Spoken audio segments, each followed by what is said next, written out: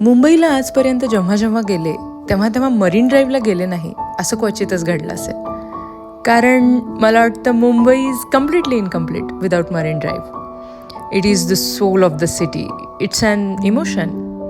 इथं आल्यावर समुद्राकडे शांत नजर टाकली की जाणवतं या मरीन ड्राईव्हने आजवर काय काय पाहिलंय. ब्रिटिशांचा काळ, अंडरवर्ल्डच्या घडामोडी, बॉलिवूडचा झगमगाट आणि असंख्य गोष्टी.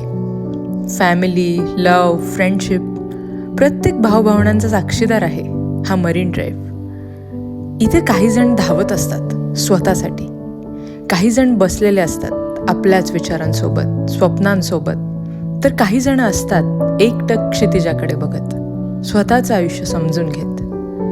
पण हा अथांग सागर कुणाचा न्याय करत नाही. सगळ्यांना सामावून मात्र घेतो, ऐकून घेतो, समजून घेतो. आणि म्हणूनच इथं एकांतात बसल्यावर विचारांचा गोंधळ कमी होत जातो आणि माणूस स्वतःलाच भेटतो, रिफ्लेक्ट होतो. मुंबईच्या धावपळीतला मरीन ड्राईव्ह हा निवांतपणा आहे. इथं सॉलिड तंद्री लागते माणसाची. आणि यावेळी ही तंद्री मला मात्र चांगलीच महागात पडली असती.